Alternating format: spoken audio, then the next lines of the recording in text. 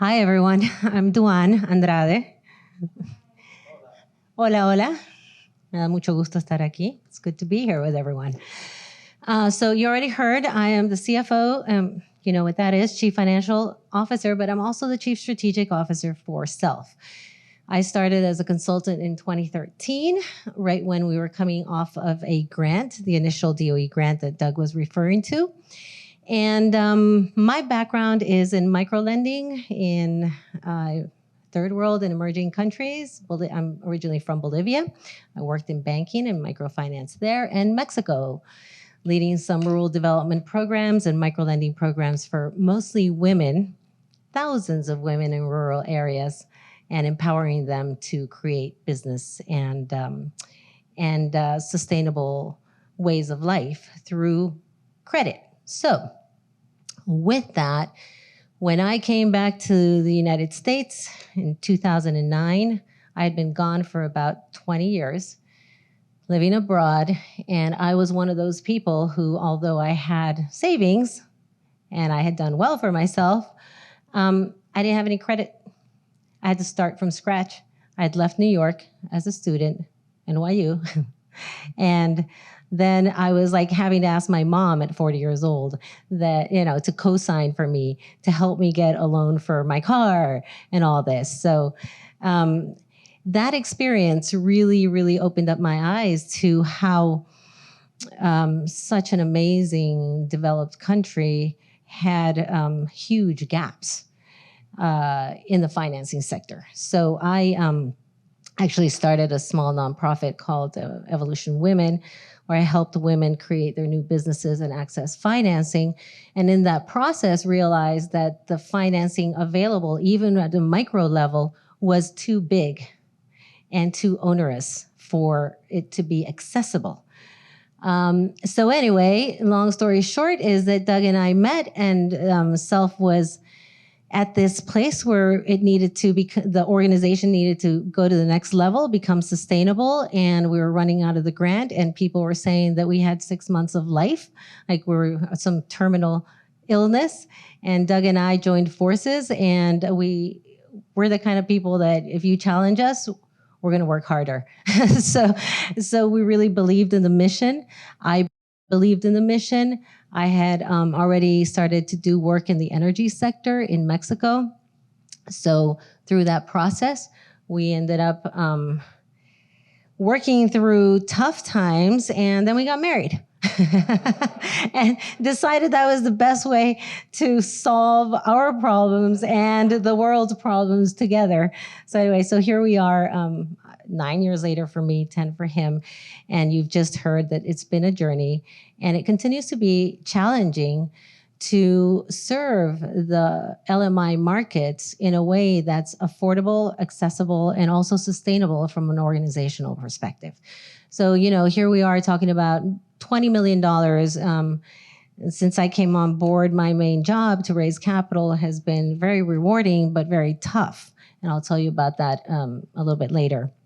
So just keep in mind that even though 20 million may not sound like a lot in comparison to 200 million that big affordable housing developments or big infrastructure projects do, we're talking about thousands of people that have been able to improve their homes, reduce carbon emissions, increase quality of life, health, and save money in about 2,200 households, with a triple the impact of that, 6,000 people that have directly benefited from that, and will continue to benefit and are helping all of us through reducing that those carbon emissions.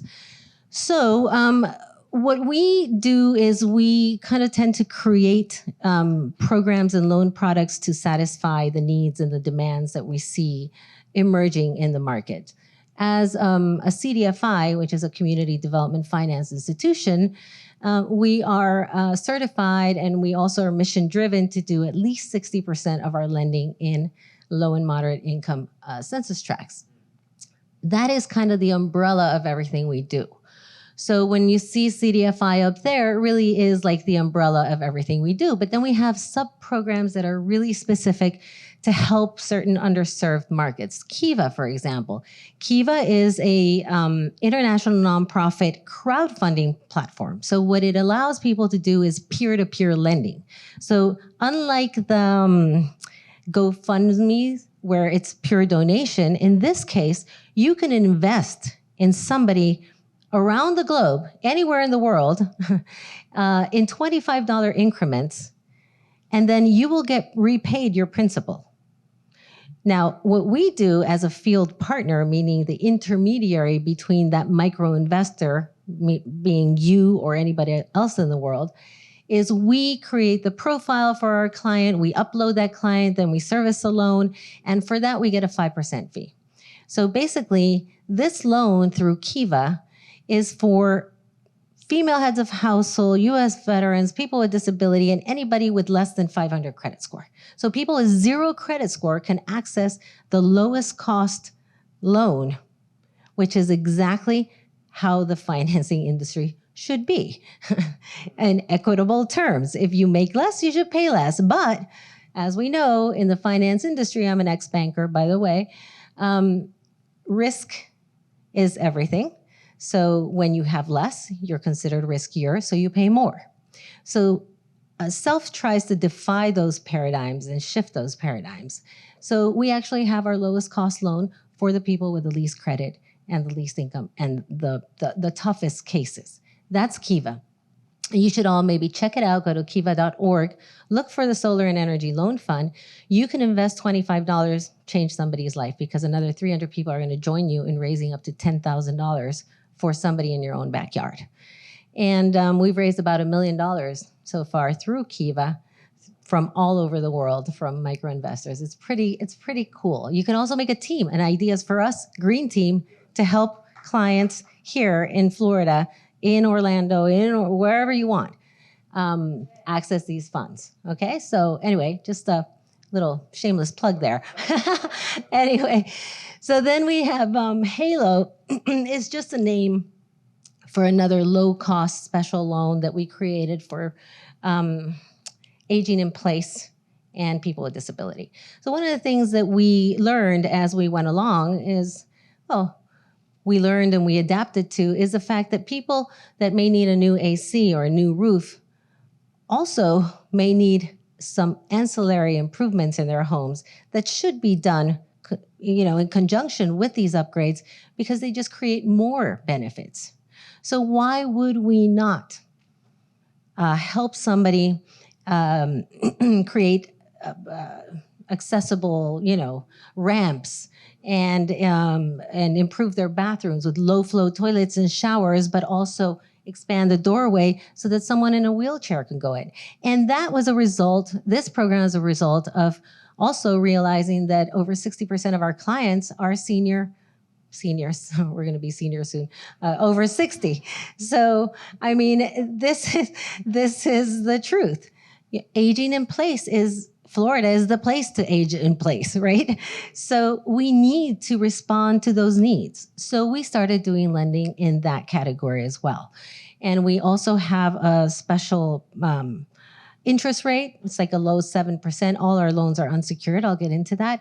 But also we partnered with FAST, which is the Florida Alliance for Assistive Services and Technologies, an organization dedicated to people with disabilities, who does an interest buy down. So we're able to do very low 6% loans for people with disabilities that qualify for that program.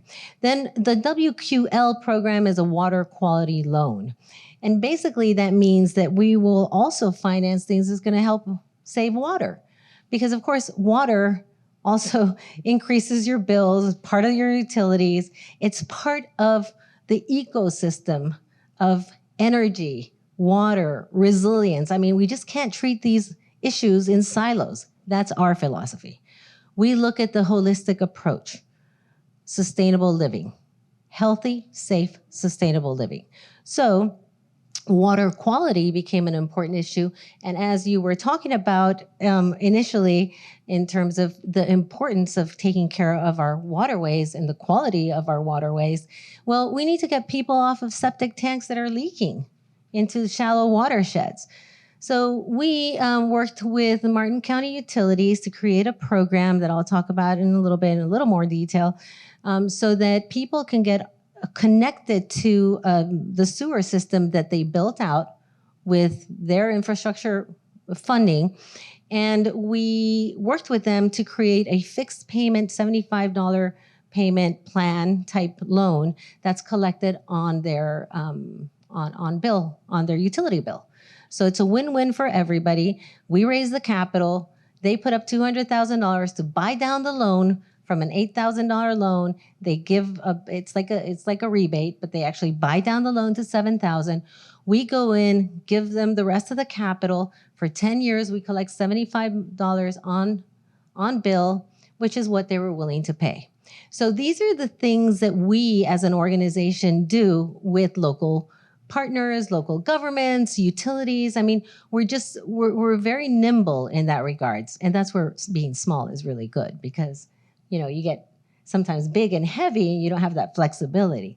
So that is something that we're looking to replicate. And I know that Chris and we're talking to other local governments that are interested in this, but it just is one more product that we have in our kind of our you know, suite of products right now. And then we just rolled out a landlord new loan, which is aimed to motivate landlords of affordable housing rental units to make energy efficiency upgrades that will ultimately benefit low-income renters. As we all know, renters have no control over their utility bills. Renters have no control over the building in which they live, right? They just kind of, they're looking for a cheap rent. What happens many times is they get a cheap rent, maybe they get a voucher to help with that rent, but then the energy burden is disproportionately high. They're paying 3 to up to 16 times what somebody that is not low income would be paying as a proportion of their income. So this is the case in all of the southeast of the United States. You see it a lot in Georgia, especially like metropolitan areas, Atlanta, see it in North Carolina, South Carolina. So we work closely with organizations that are working on the energy burden issues. And the Atlanta Housing Authority was the first housing authority reached out to us and said, how can we motivate landlords to make these investments in energy efficiency so that we can reduce the energy burdens for the renter? And we came up with a program for that. That loan's called SEER. Anyway, so how are we different from traditional lenders? And this is the kind of the crux of the matter, because you could say, well, you're just lending money. Well, yes, but we're doing it in ways that are different because we're focusing on ability to repay, and we're not determining a loan based on credit scores. So what happens is that when you have a system based on credit scores, like I was sharing my personal experience, you can't access financing not because you're not credit worthy, not because you don't have the ability to repay, but because you don't have the credit score to qualify for accessible and affordable financing from traditional banking sources. So what we do is we created our own underwriting methodology, which is based on microlending methodologies third world countries use, like myself. And we basically are able to tap into the real ability to repay for each client. And then we approve a loan based on that. So somebody can have a 500 credit score, but we can approve a loan because we see that they can afford to pay the loan. And we never want to put a person at risk of failing, because it hurts their credit. So at the same time that we are giving people an opportunity to access financing, we're also helping them rebuild credit, because we do report to credit bureau. We do pull credit, not to make a determination, but to actually advance that financial inclusion piece. So then that person is able to rebuild credit and eventually access more sources of financing, which is a great thing. We have clients that graduate from us, meaning that eventually they pay us off and they go on to get really good home equity loans and things like that that they need to further improve their home and their living. So that's one of the main things, is that we do our underwriting based on ability to repay, and all of our loans are unsecured. So you will never lose your home. We'll never ask you to mortgage your home to get a loan. And with that, we've done those $20 million that Doug was talking about with less than 2% default rate. So whoever says, oh, by the way, and 72% of those clients are low and moderate income, and about 56% have less than 680 credit scores. So whoever tells you that credit scores determine credit worthiness, it's just not true. So it's an indicator, but it doesn't tell the whole story. So that's one of the main things. Then the pre-vetted contractor network that Doug talked about, very important that we're protecting both the consumer and the contractor. So when somebody gets approved for a loan, they go out and get a quote, they get the contractor, they choose empowerment, they choose a contractor they want to work with. That contractor then does the job. We don't give the money to the client, to the homeowner. We don't give the money to the contractor until that contractor has provided proof of compliance with codes or whatever they have to do for the type of project, and the client is satisfied as well. So we make sure that we check that. I'm up to 10 minutes. I'm tracking my time. Thank you. He's my secretary when I'm speaking. So that's an important thing because consumer protections is very important. And of course, the contractor also feels safe with us because they know they're going to get paid. Then we have the project management side that Doug talked about, the credit rebuilding, and we also have flexibility with our payment plans. I'm not going to get into eligibility, but basically they're very basic eligibility requirements that most lenders will ask for, with a difference that credit score is not a determinant. I'll talk a little bit about the capital. So this is our capital stack, and I just want to focus on the grant loan capital from government. Basically, what we're showing you there is that although we started with a federal grant from the Department of Energy, that pie was one big blue color, and that was the money coming from the Department of Energy. Since then, we've diversified. We have 23 investors, and our capital coming from federal dollars is only 16% of our total capital stack. What does that mean? That we are sustainable and that we can raise capital because the model works.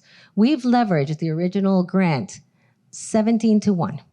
So these other investors, as you can see, are health systems, faith-based organizations. We have 12 nuns organizations and one fathers of actually Canada that are original funders that provide what's called patient capital for us to. These are all loan dollars. They lend us the money and we re-lend, but they give us the money in soft terms. We have to prove ourselves to them. We have to repay them. So this isn't grant, money. This isn't free money. This is money we have to report back on. We have some impact investors, and then recently we just closed our $5 million line of credit, revolving line of credit with Bank United. They're our largest partners right now and interested in growing with us long term. So as you can see, it's very diverse, and we continue to raise capital from diverse sources. That it's pretty fun, and it's pretty amazing how many people want to be a part of this. So Doug already talked about our partners, local governments, housing authorities, other nonprofits, and really what we ultimately are is an implementation tool for our partners to achieve their goals. Local governments have sustainability goals. Other organizations want to get into the climate space, want to achieve decarbonization, want to reduce, emissions. And what we do is we provide them with that tool to unlock those opportunities that Doug was talking about initially and that I am showing you here, that through access to affordable financing, you really unlock all these benefits in the health, quality of life, decarbonization, and energy savings. So this is a picture. A picture says 1,000 words. This is Roy, our program manager for the Treasure Coast, who's sitting there with Carol and her friend. And Carol is the lady who has her arms raised like that. She has a back brace on. She had had surgery. She's a widow. She didn't have credit because, believe it or not, in 2022, there's still women that don't have credit because their husbands had all their credit and they didn't. So she had been denied several times for a loan. Her friend comes in, says, I'm going to guarantee her. I know her. She's going to pay a loan. Please, can you help her? She goes through the process with Roy. She gets approved within 24 hours. This is her crying.